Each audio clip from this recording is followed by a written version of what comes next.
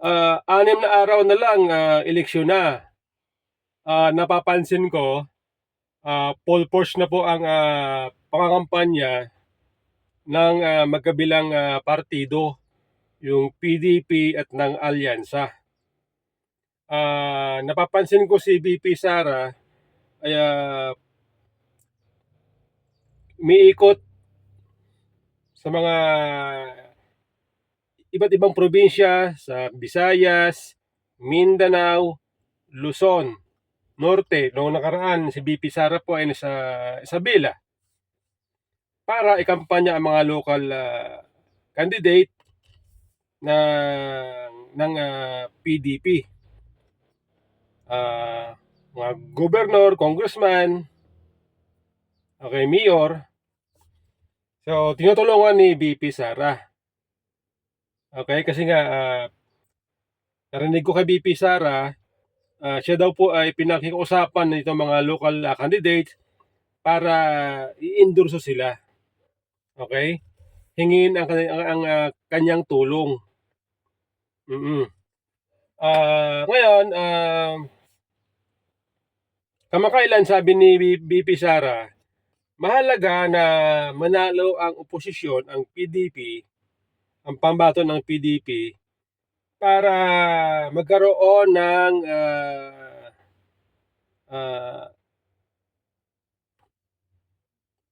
check and balance.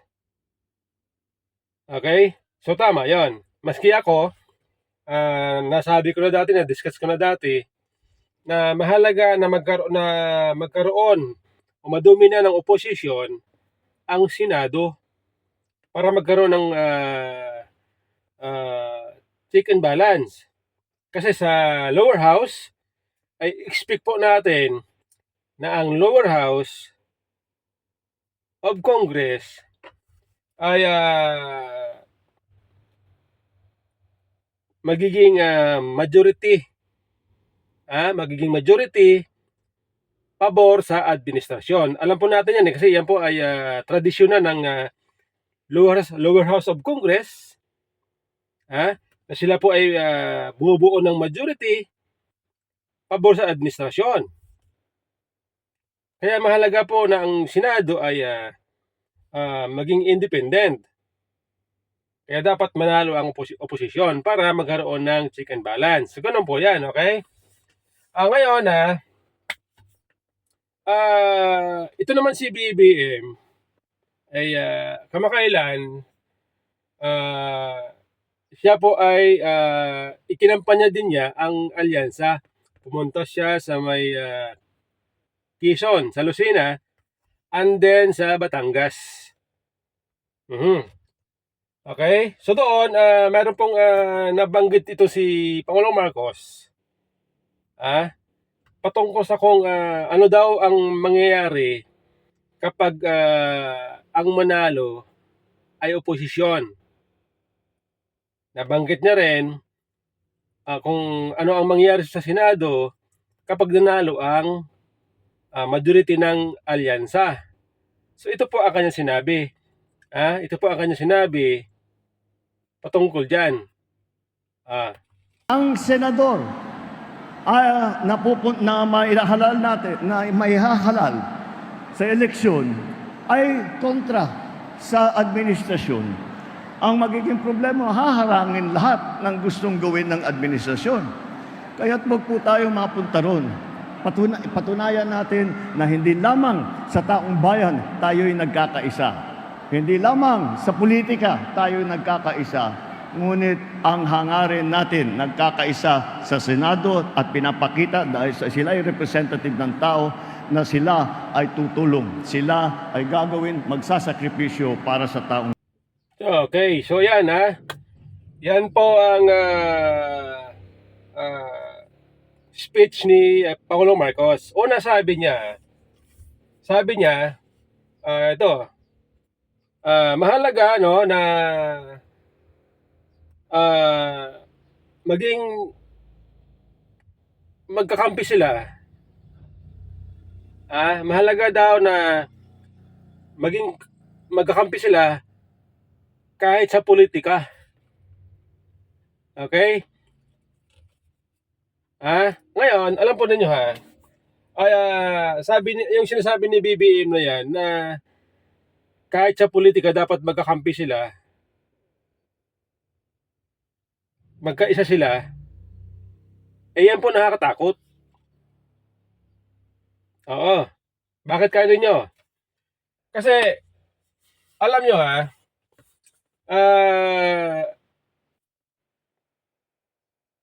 pag sinabing maging sa politika ay magkasangga sila, magkakampi sila, magkaisa sila, kapag mali, kapag namuliti ka, ginamit sa politika, ang administrasyon, kapag inatake nila ang kanilang kalaban sa politika, tulad ng nangyari ngayon, ginigipit ng administrasyon ng kalaban sa politika, tapos, kung magkaisa sila, lahat sila, halimbawa, Senado, Congressman, tapos na. Kawawa po ang kalaban nila sa politika. Dahil kahit mali, dahil sila ay magkakampi, nagkakaisa sila. Tulad na yan nangyayari ngayon. Kita nyo, political instability. Maingay. Kasi nga,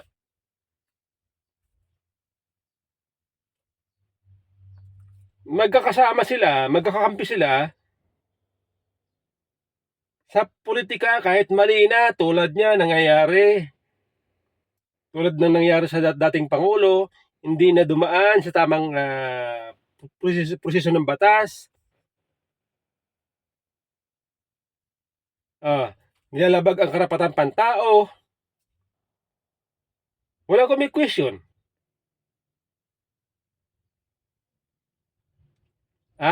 Kasi magkakampi sila sa politika. Yung dating maingay, tahimik ngayon kasi siyempre magkakampi sila eh. Ang lumalaban lang, taong bayan. Taong bayan ang lumalaban ngayon sa administrasyon. Tinig ng taong bayan ngayon ang nakikipaglaban sa administrasyon. Kung tutuusin ito si BP Sara, tahimik naman yan eh. Tahimik naman yan mga Duterte. Pero dahil sumubra na sa pamumulitika itong administrasyon, kaya ngayon ito si BP Sara, bumabanat na rin, sumasagot na. Kaya yan po ang nakakatakot sa sinasabi ni Pangulo Marcos na dapat magkasangga, magkaisa, maski sa politika. Ito pa. Babalikan ko ang sinabi ni BP Sara na dapat manalo ang oposisyon para magkaroon ng check and balance. Para magkaroon ng o para hindi makontrol ng administrasyon ng Senado. Ngayon ito lang tama po si BP Sara na napakahalaga po na manalo ang oposisyon sapagkat mayroon na po tayong experience dito sa nakaraan lang 19 Congress. Binalahura ang batas. Yung BICAM report na napakaraming blanco, pero nakalusot sa Senado, nakalusot sa lower house of Congress. Bakit? Kasi majority. Kung ano ang gusto ng puno, sunod-sunuran niya sa baba. Kasi majority sila. Mahina ang oposisyon. Kukunti lang ang oposisyon. Kaya ngayon, dahil dinodumina ng administrasyon, ang Senado at ng lower house, nakakalusot itong mga bagay na hindi naman dapat pinapalusot. Oh, di ba? Meron na po tayong experience yan. Kaya nakakatakot po na kapag nanalo itong, halimbawa, nanalo itong majority ng alyansa, nakakatakot. Oh, anong nangyari sa BICAM report? Maraming blanco. Yung batas, katulad ng PhilHealth subsidy, sabi ng mga eksperto, ng mga abogado, batas siya na dapat sundin ng gobyerno, pero hindi sinunod, hindi binigyan ng subsidy ngayong taon, 2025. O batas yun. Eh bakit ganon? Bakit hindi nasunod? Eh kasi majority. Walang kumikwestiyon. Magkakampi siyempre. O, di ba? Kahit naman mag-oppose, questionin ng mga opposition katulad ni na Bato, Bongo, Ruben Padilla, tatlo lang sila dyan sa Senado. Oh, sa lower house of Congress, sa HOR, ilan na sila? 5? 5 lang ang oposisyon. Ang tunay na oposisyon, sino dyan? Marcolita, Ongab, Pulong, itong kinatawan ng Duterte Youth. Sino pa?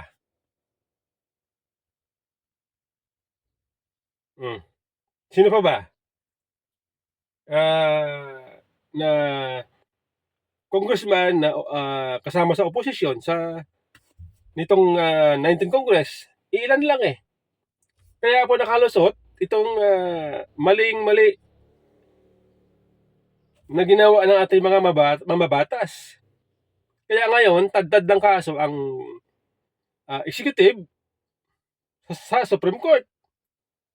Sabi nga ni Rowena Guanzon, ito lang daw ang administrasyon na sangkatutak na demanda. Ito lang ang administrasyon na to na napakaraming demanda sa Supreme Court. Di ba? Kung hindi nila pinipilipit ang batas, hindi sana walang demanda. Lahat sana ng ahensya ng gobyerno, yung tauhan ng gobyerno, sa halip na nandoon sa Supreme Court, pagbakbakan doon sa pakikipagsagutan sa mga justices, ay kung walang mga kasong ganyan, dapat nakapagtrabaho ng maayos. Abala pati, gastos pati. Dahil sa pagpilipit nila ng batas. Okay sana yung majority. Majority sa Senado, majority sa lower house of Congress, kakampi ng Pangulo. Okay sana yon kung matino ang namumuno. Hindi eh. Di ba? Yung mga singit sa mga pondo, sinasabi ng iba, yan daw po ay pork barrel. Para daw, di umano, pambili ng boto. Kwento-kwento yan, narinig natin sa social media. Mga opinion, sabi, ng mga eksperto. Bakit nakalusot yan? Katulad ditong AKAP,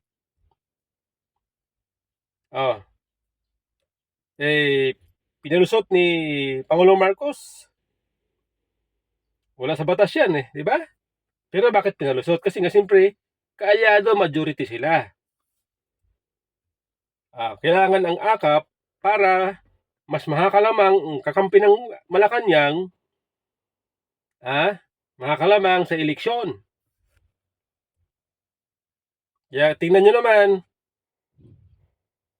noong mga nakaraan, nagdaan araw, yung distribution ng AKAP, nandun yung mga congressman. Nandun sila. Bidang-bida sila. Kung wala si speaker, wala niyan. Dapat magpasalamat kay speaker. Mga ganun. Mga ganun na sinasabi dun sa oras, sa araw ng AKAP distribution. Napiling naman nila, pera nila. Di ba? Kaya itong paparating na 20th Congress, sana ay magkaroon ng check and balance. Kaya mahalaga po na manalo ang oposisyon ngayon. Oo. Yan po.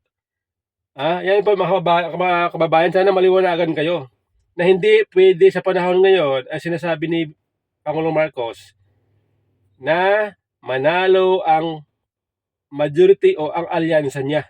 Hindi pwede sa panahon ngayon. Kita nyo, ang nangyayari dahil nga sa politika, gusto niya lahat sila united. Sa politika,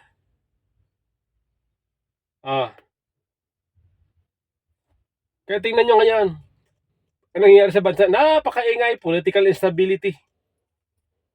O sino apektado? Di mga maliliit na tao. Mga mahihirap. Ano pakialam ng mga ito, mga politikong mayayaman? Ano pakialam nila kung may political instability, kung may problema sa kahirapan? Ano pakialam nila? Wala. Mayayaman sila eh. Mayayaman sila eh. Di ba? Apektado tayo. Di ba? Ganun po yan. Kaya po hindi pwede itong sinasabi ni BBM, mga kababayan. O ngayon kasi po ganito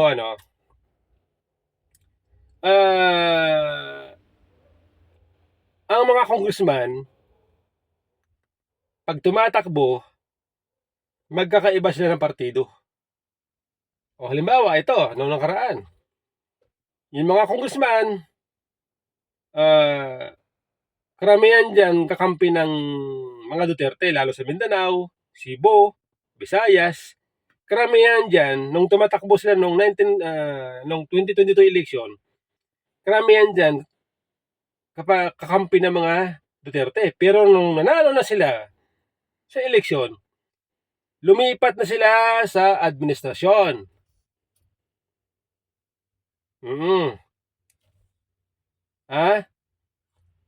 Dahil sila po ay lumipat na sa administrasyon, iba nga lumipat na sa Lakas, sa partido ni Martin Romualdez, sa partido ni Bongbong Marcos, para maging kasapi ng majority, para magkaroon ng proyekto doon sa kanilang mga constituents.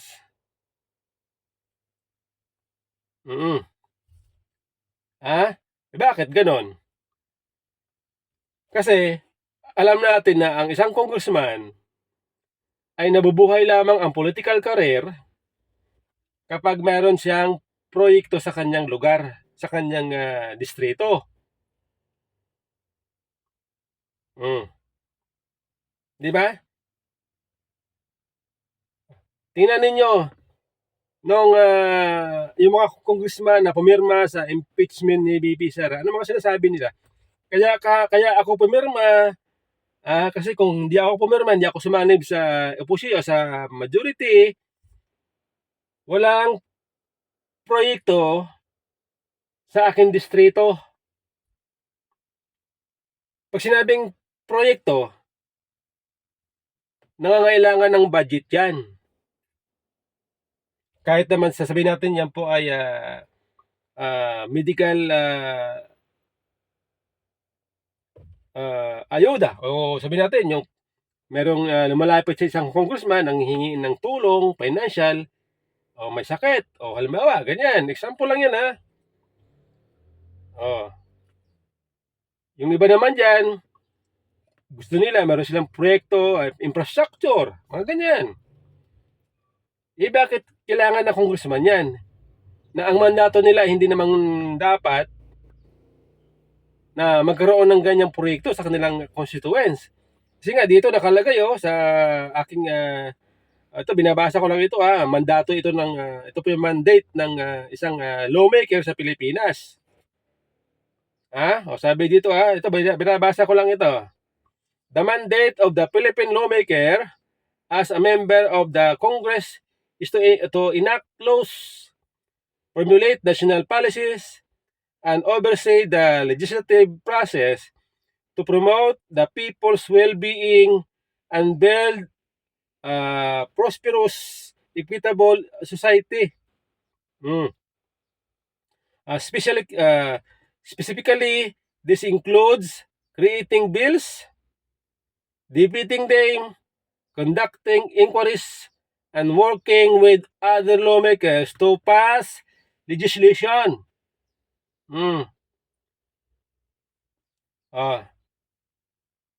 Here's more details breakdown kay responsibilities ng isang lawmaker.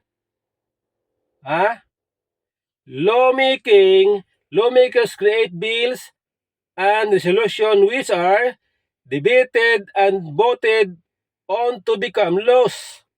Policy formulation. They help shape national policies that address various aspects of the country, including economic growth, governance, and social welfare. Representation. The interest of their constituents and the Filipino people as a whole.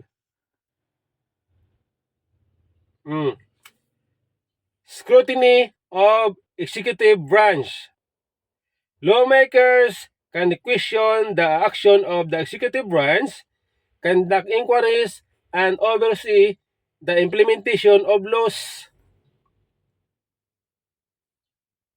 Oversee of national budget. They play a role in approving the national budget and ensuring that funds are used effectively. They can propose amendments to the Constitution, international affairs. Okay? They can concur with or reject treaties and international agreement. Powers and function. Legislatives create, debate, and vote on bills and resolution. Inquiry. Conduct investigation to gather information and inform legislative decision. Budgetary. Purpose or concur with amendments to the budget. Impeachment. Try and decide cases of impeachment against the President, Vice President, Supreme Court, Justices, and members of the Constitutional Commission. Emergency powers. Authorize the President to exercise powers in times of war or national emergency. Declaration of war. Declare the existence of the state of war with 2/3 vote. Constitutional amendments. Propose amendment to the Constitution. So yan po ang kanilang mandato. Kaya tayo nagtataka kung bakit ito mga mamabatas natin gusto nila may proyekto sila sa kanilang mga distrito.